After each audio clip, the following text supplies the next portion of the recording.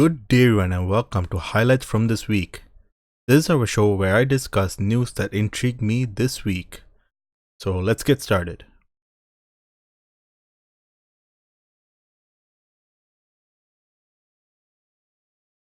So the first topic that we're going to discuss today is a pretty hilarious and kind of unfortunate thing that happened this week.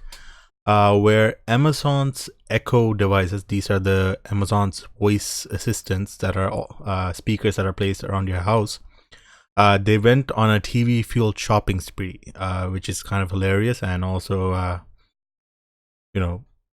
pretty interesting because this is something that may be the future. So let's talk about it.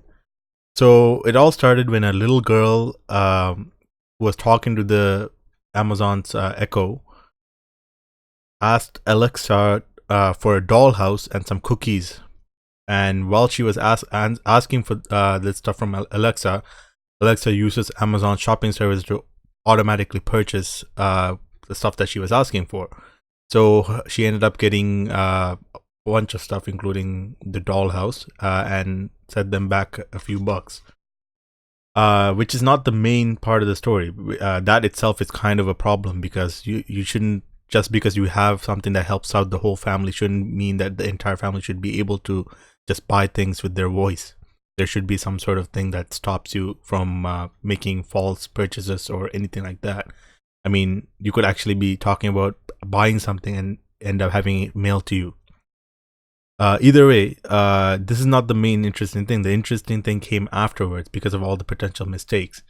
So it all started when a TV news reporter from CW6 in San Diego discussed this on the morning TV show. And as he was discussing, he was describing what the child said, and the child said, "Alexa ordered me a dollhouse." And that's all that needed to be said, because that audio being transmitted through the news station actually ended up triggering all these Alexa speakers on a bunch of homes that also listen to that TV show. So people watching the news ended up actually hearing that through their TV, and their Alexa devices that were just sitting there patiently in their homes automatically picked up that trigger word and started triggering the purchase of a dollhouse. That is kind of where the problem is, because I think we've seen this many times, exploded many times in different cases. We've all seen devices get, like phones, Android phones, being triggered by people just saying the word Google. We've sometimes have Xbox users, Xbox Live, for example. You could actually shut down the machine by saying Xbox off, and people actually end up being tricked into turning off their devices, and sometimes while they're playing the games, which is pretty hilarious. But at the same time, when it comes to actual money being used, it kind of becomes a problem, because then there's potential for bigger problems. I mean, for example, let's say, this accident aside, that somebody just comes to your house and uses the Alexa device to talk, and without knowing may have said a trigger word that says, "I want to purchase something." Without knowing, that could send off that order, and you wouldn't even know until that item either shows up on your doorstep or you see the bill in your email. And this is a problem. So I think there's a couple different ways that developers can address this. One of the ways is, obviously, I think our virtual assistants need to become much more smarter in terms of actually recognizing people's voices. And by doing this, they should be able to understand who their main owner is, or somebody who's authorized to use purchases or other things, and who are just users. In the same sense of computers having administrators and users. That way, some of the stuff that are more risky are left to the administrators, or people who are like people who run the house, and kids and stuff all become users. So in order to do this, I think these devices need to be much better at recognizing voices, which is not the case right now. I mean, I'm able to use the voice commands of my family members' mobile devices without any issue. I can speak to them without having any issue and trigger them at any time, which means that it's not specifically looking for a certain voice. it's looking for something very close. And I think anybody with the same voice range as me can pretty much trigger my phone in the same way that I can trigger theirs. So that's one way. The other way, they should actually have the option of completely disabling purchases and anything that is of high risk. For example, maybe turning on and off the lights or something like that. Things that may be higher risk shouldn't be done easily just by voice. For example, unlocking your front door. Some people actually have smart door locks, and they end up programming their door locks for ease so that you could unlock it with your phone or with your voice. But what you don't understand is that it can be triggered in other ways, and that creates a major security risk. So there needs to be some checks and balances in place so that, you know, things like this doesn't happen easily. I know Alexa has some options of setting a pin so that every order requires a pin. Maybe this should be mandatory rather than just optional. Or maybe even changing the wake word so it's not always Alexa or whatever that may be. Maybe changing that wake word means that you could say something on your own, so that a standard wake word that's default for every single device may not trigger yours. This will be really helpful in this case, where if you're watching a TV show and somebody says the trigger word, it ends up triggering all devices everywhere. You could see this with like Android phones all the time. When you're watching a YouTube video and somebody says, "Okay, Google," it ends up triggering all the Android smartphones, or even with Siri. So there are different ways that this can be handled, and I hope that it gets very focused. I think this year in CES, smart assistants and in-home assistants were a really big topic. So I think this is somewhere technology itself is going. So I think we need to prepare for that and actually make it so that they're not going to be exploited really easily. So I think that's enough talk about virtual assistants. Keep in mind, I'm planning on doing a show sometime midweek, maybe near the end of the week, regarding the ongoing CES right now. And I'll just talk about, you know, what I really like this year's in CES, but nothing right now. I'm not going to mention anything right now. So right now we'll just talk about the news from last week and maybe even the last couple of weeks, because I've actually been away for a while on holiday. So next topic we're going to discuss is Uber. I think Uber's been coming up a bit lately too. Anyway, so Uber debuts Movement, a new site offering access to its traffic data. So this is kind of interesting. This is not really a negative thing for Uber. Recently there's been a lot of negative stuff, but this is pretty positive actually. Uber is going to be introducing a new management website that allows you, well, not you specifically right now, but at least the public or government officials have access to their traffic data. This is really important because keep in mind, all Uber drivers and users are being tracked while they're in their drive, and this allows Uber to get a lot of traffic data. This allows them to see how vehicles are moving through cities and roads, where there's a lot of traffic, where there isn't much traffic, and they use this data to price their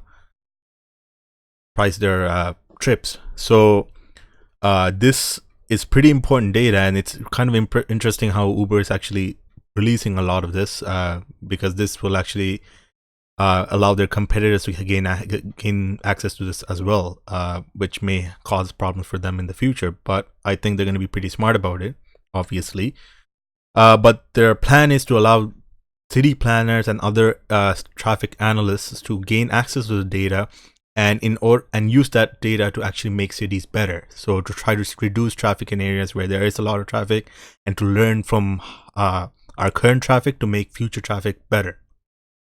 Now,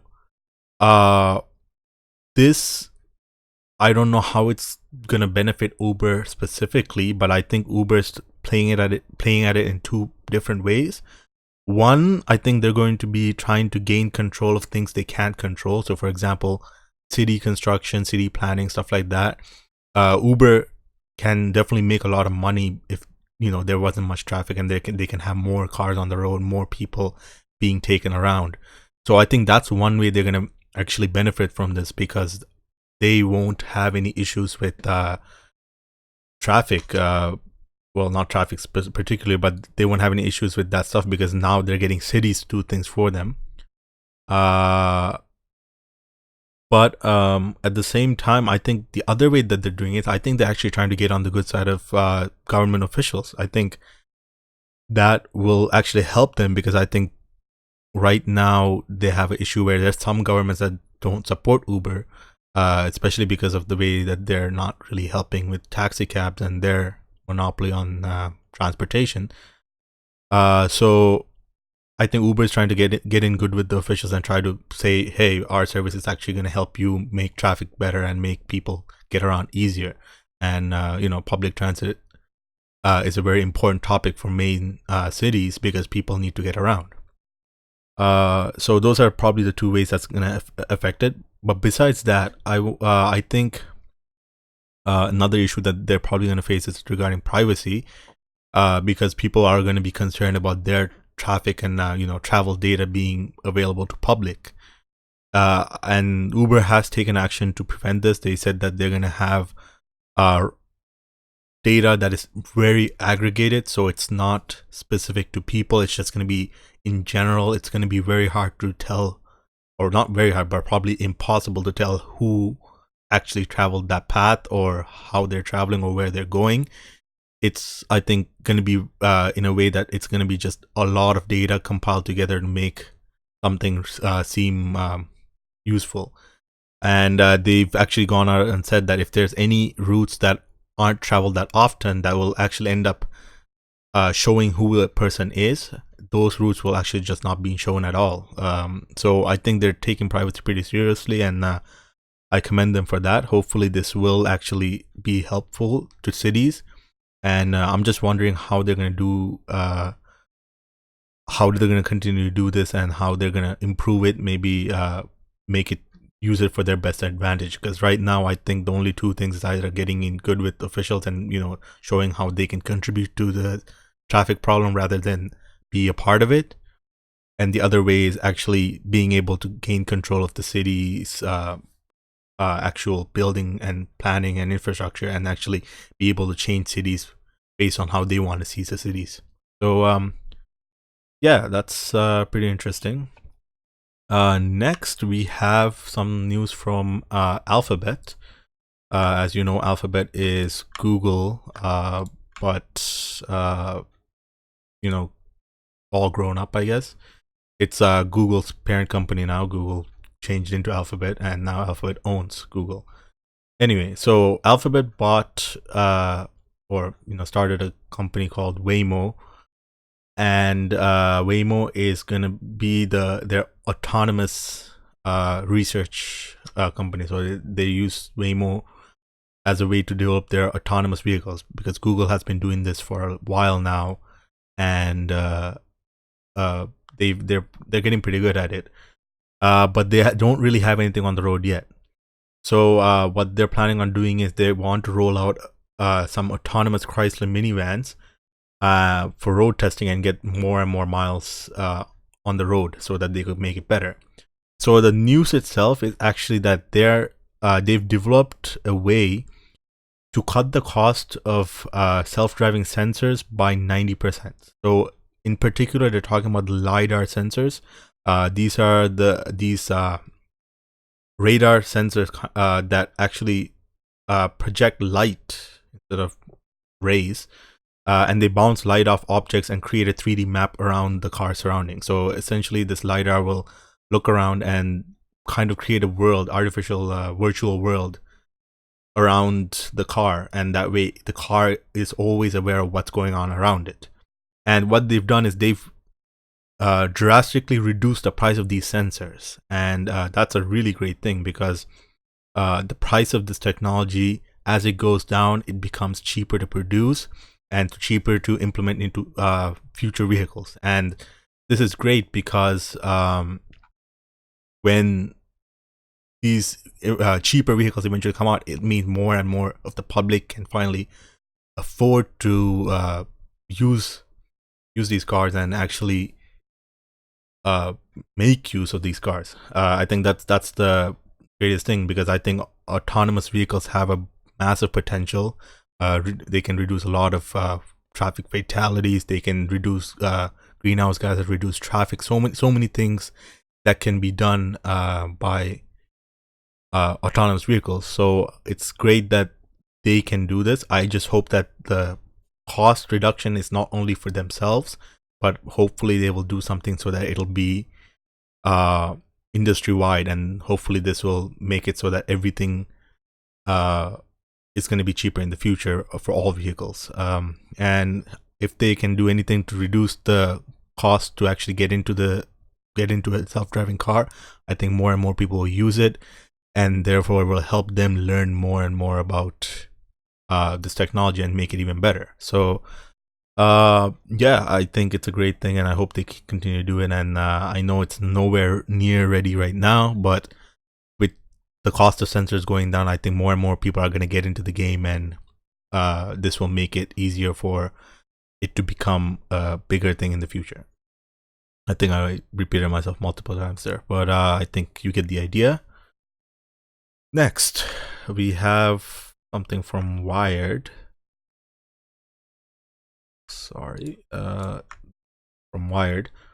And this is some news on hacking. I think we talked about hacking in last week or the week before. And this is about Massachusetts specifically, as they've just joined a set of, I think, 5 states that are currently requiring companies to publicly disclose any data breaches. And they have to do it regardless of what state they're from. As long as their users are in Massachusetts, you have to disclose any hacks. And this goes to all US companies, so it's pretty good. And what they have to do is they have to inform the public of any data breaches that they may have had, as long as it has some sort of personally identifiable information. So this is like names, date of birth, social security numbers, anything like that. This does not include usernames and passwords, because those aren't really personally identifiable. Although some usernames are pretty identifiable, like mine. But I think in general, I think anything personal, I think that's what they're going at. And they say that 3 US states actually don't even have public disclosure laws at all, which means those people in those states actually have no information about their personal hacks or anything like that at all, which is terrible. But what's good about this is that the public, for one, will actually have access to information, including notifications on if their accounts have been hacked, as long as they sign up for it. And this will allow them to be aware of any potential security breach, their personal information being breached, and take action before it's used against them for identity theft. So it's pretty cool that this Massachusetts does this, but I really hope that it's something that will become nationwide and maybe even international, because I think it's something that all countries should do to prevent identity theft, because identity theft is not something that is small on the internet. It's massive. So it's good that they're doing something, but they should do more. And again, this incentivizes companies to protect their data too. So it's not just about if you're hacked, but this makes companies not want to be hacked, because if you're hacked, then you have to disclose it to the public, and that makes your reputation go down. It makes you look bad. So many tech companies are going to take even more action to prevent themselves from getting hacked in the first place, so that your data is safe. And I think that's where the key is. I think that's the most important part, because we want to try to make sure people don't get hacked, compared to finding out you were hacked, because by then it's kind of too late. Your information is already out there. And of course, there's obviously going to be some problems with this.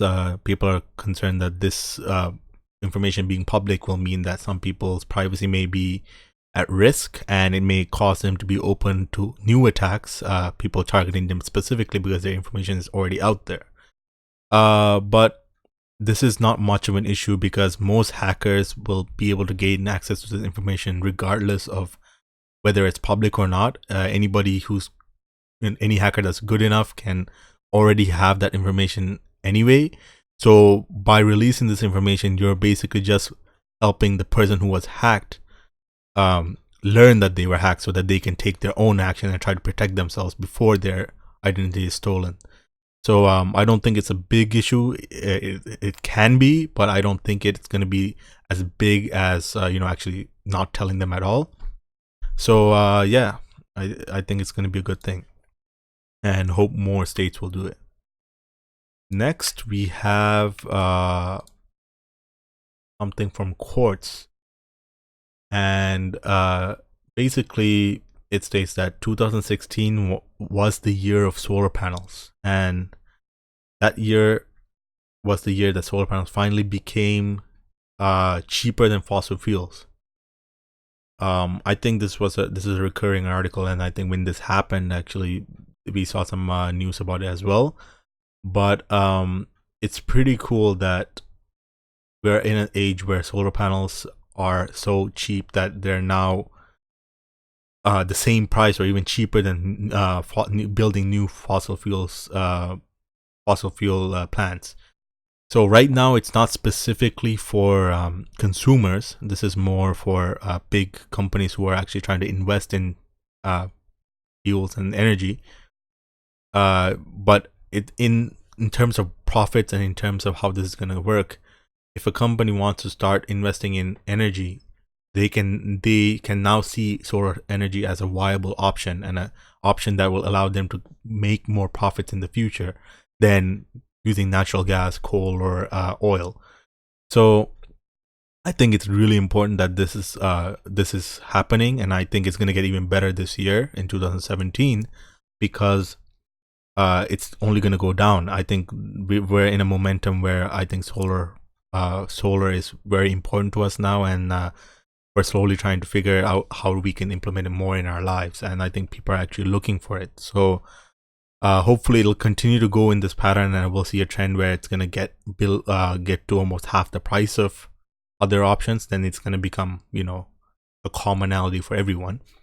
But right now there are more than 30 countries where it's cheaper than fossil fuels, which is pretty cool. Also in 2016, they added 9.5 gigawatts of photovoltaic capacity to the US grid. That's a massive amount, and that's been the top source for power for the first calendar year. So that's pretty cool. And if you add the homes and other companies that are doing it by themselves, so these are people who are putting on their roofs, that actually increases it to 11.5 gigawatts, which is great. And like I said, more and more people are going to continue to do this, especially if the actual cost of entry is so low. Just like we talked about earlier, it's just going to make it so that even people who don't have as much money can still participate, because it's going to be so cheap to do so. And I think, again, we talked about it in a previous episode about how Tesla was building those roofs with solar panels built into the shingles. And I think that's, again, another way that it's going to become more consumer friendly in the future. And hopefully solar will become a thing where it's just going to be the smarter option just to get it, because it's going to be worth it's going to cost way more to do it any other way. So we'll see how that happens. Next, I think not really a news article as much as just a little bit of a negative thing that I want to talk about. So this is about a company who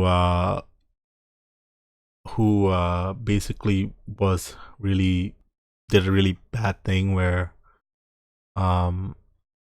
I don't know how to say it, but it's basically they kind of went behind the back of the consumer. I think that's the best way to say it. I think they took revenge on a consumer who wasn't happy with their service, and I don't know. It's pretty weird that there are people still like this, because at this point, most consumers are pretty vocal about when they've had an issue, and most of the time, anything you do in a bad way, anytime you handle public criticism in a bad way, it also always ends up worse than it could have been. So this is just another one of those stories, I guess.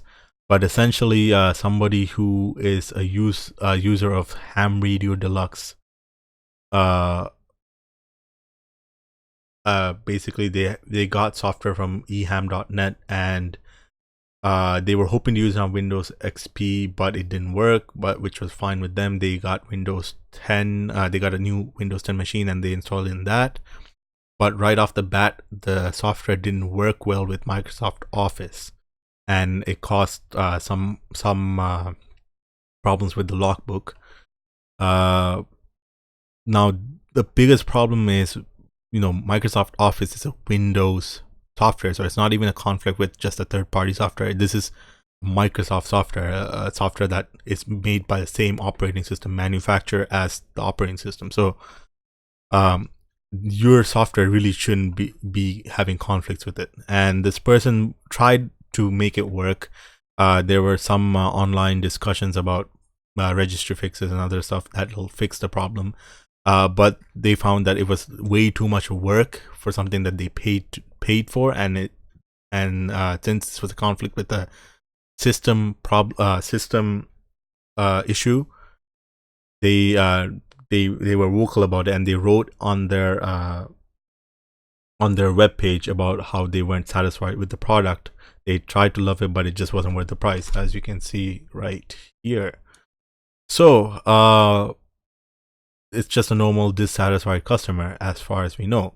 But along with this, they also contacted HRD software, and they tried to get support for it, because obviously they paid for the software, so they want to try to make it work as any software user would. And they basically said, you don't have the latest software, so you should get the latest version. And the user did that and downloaded it, and then that ended up crashing. So as soon as you try to load it, it shows a splash screen and then doesn't load at all. So the person having problems again contacted the customer service, and there he gets a really, really awful response to that, which says, we would also like that they basically said, we've intentionally bricked your software because of your negative review on eham.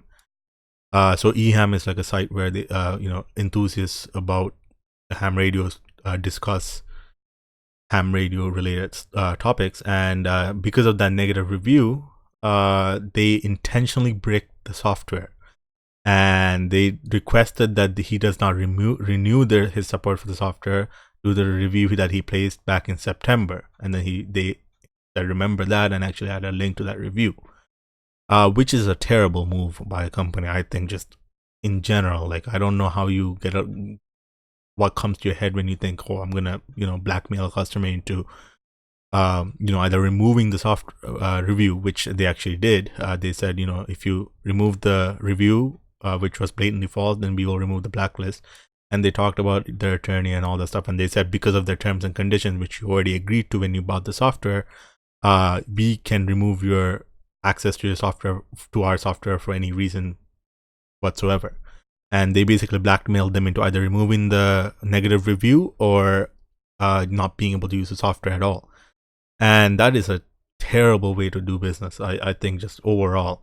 And later on, this article did get some updates, and they tried to do some recovery stuff, but I don't think they really recovered.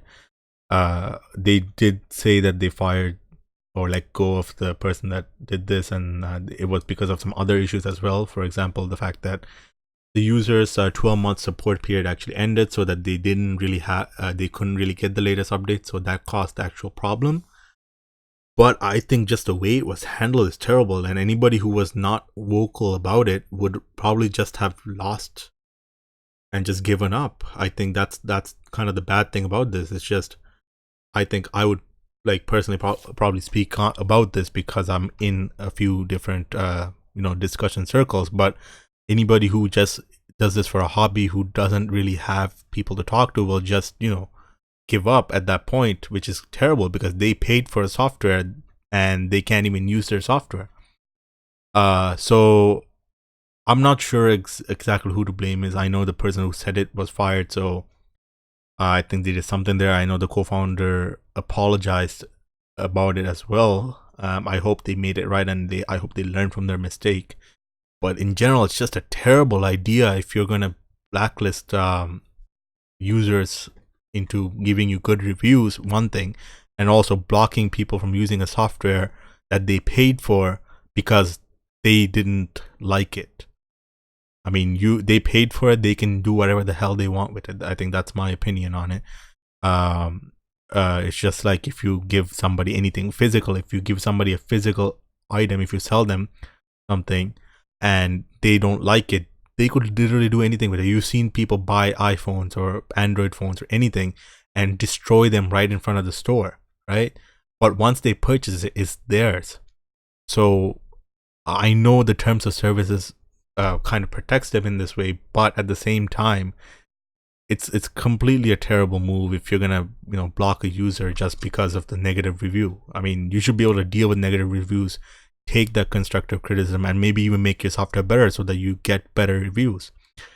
Me personally, I would always try to reach out to the company first, try to fix the issue if I can, before even posting a negative review. And the whole point is we want to try to make it so that we can use it, and we want them to know what the problem is so that they can fix it for other users. So hopefully companies will be more open-minded about that, understand that people are not going to like their softwares. Not everybody likes everything, so it's important that they understand that separate. And finally, the final article that we are going to talk about is about Microsoft introducing their new social chatbot Zoe. So Zoe is like Cortana, but for chatting online in social networks. So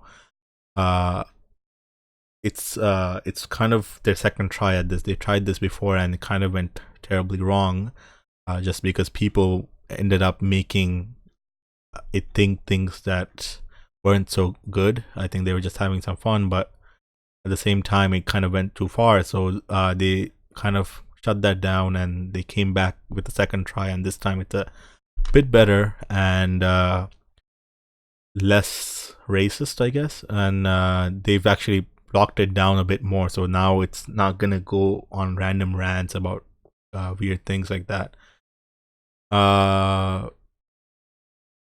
So yeah, Microsoft released it, and it's gonna use AI, their AI that they've been working very hard on, and hopefully they're trying to get actual user conversations rather than just commands and responses. So let's hope that it works well. Right now it's only available for certain developers only, but it's going to eventually be rolled out for everyone. And also it's currently only it's currently only available in some platforms, but it'll eventually be rolled up on Skype and Facebook as well once they've figured everything out. But yeah, I think it's progress, and I know Microsoft has a pretty decent AI system, but I think just the implementation of the initial bot was pretty bad. That's why. Anyway, we're gonna now move on to my segment called Pick of the Week. This is where I show you a really interesting website, or at least a site that I found interesting, and maybe you will too. So today's Pick of the Week is called Dogvision, and this is a web application that allows you to see an image in a way that a dog will see it. So as you may know, dogs don't really see color that well, but you may not know exactly how they see something, so how they see the world. And this website actually lets you see an image that you picked the way a dog would see it, which is pretty cool. So let's try this out. It's pretty simple. It's very basic, and it was, I think, made in 2013, so it's pretty old. But let's check it out anyway. So you choose a file. So you have to choose an image that you want to be converted into a dog vision. So first, let's pick something that you've all seen. This image is the thumbnail from my last episode of highlights from this week. And as you can see, it's really massive and it's all colorful and nice looking and everything.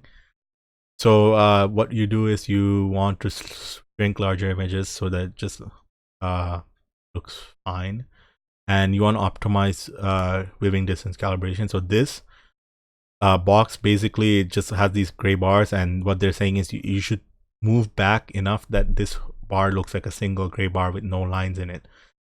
So you need to move a fair way back, but if it looks like a single gray bar, then you're in the right distance. And there are some options. I'm just going to leave them set as is and just hit process, and it basically reduces the image and processes it and makes it look like what a dog would see it. So as you can see, it's a bit more blurred. First of all, it's definitely faded. And you can see that there are some colors that dogs can actually see. It's not completely black and white, but at the same time, it's nowhere near as colorful as it was. And you can see how it originally looked by moving your mouse over the image. So this is how it looked originally, and this is how it looks for a dog. So you could kind of flip back and forth and see how much it changes it, and kind of you can see how the reds turn into greens, the purples become faded, and blues are become faded, but they're visible, and pinks and stuff just aren't even visible. So they just become gray. And yeah, so they do see black and white pretty well, but other colors aren't really invisible to them or are black and white. They are actually just other hues that you don't really perceive. Let's try this one more time with another image. I have this picture of a park. It's a pretty nice looking park. I picked it because it has a bunch of different colors, and you know, dogs like going to the park. So yeah, let's check out this image. Let's do the same thing. Let's process it and see how a dog will see it. And there it is. This is how a dog will see a park. So luckily they can see some sort of green. Everything else kind of seems gray though. If you flip back and forth again, you can see how much of a difference that is. And I'm assuming different dogs have slightly different views of this, but in general it's much less than what you see. So it makes it much more awesome when you know, dogs are really happy about everything, because you know, even from that they can get enjoyment, whereas we don't even enjoy basic things. Anyway, that got a little bit deep, but yeah, I hope you really like this pick of the week. I found it really enjoying and kind of insightful, because you know, it's not something you get to see all the time. Next, just before I end this video, I want to just introduce you to LKNOne.com. That's LANKANONE.com. For those of you who didn't know, LKN stands for Lunken. That's why LKNOne.com. Anyway, this is our site that will help you stay up to date with everything that is LKNOne, and it'll help you see kind of all the links to videos that we've discussed here, like today's episode, and all the links that we talked about. You'll be able to see them right on the site. We also will have site only exclusive content, so this content, unboxings and stuff, that are only available on this on the site itself and not on YouTube, because we didn't have videos for them, including you know, storage stuff, benchmarks and all that stuff. So it's pretty interesting. You guys might want to check that out as well. And of course, we would love to hear your feedback on the site or anything that we do on the site. And it also has all the links to our other social media stuff, and even ways to contact us if you want to. So check it out. I will be kind of promoting this a bit more, but hopefully you guys will like it. And even links to today's video will be posted there, and you'll see a link to that site right at the description of this video. So with that said, we've come to the end. So that concludes all of our topics for this week's show. We would like to hear your opinions on any of today's topics. So please remember to leave a comment or contact us through our social network accounts. You can also use these platforms to suggest interesting topics for future shows. And as always, please remember to like this video, subscribe to our channel, and check out our other videos. And until next time, guys, peace.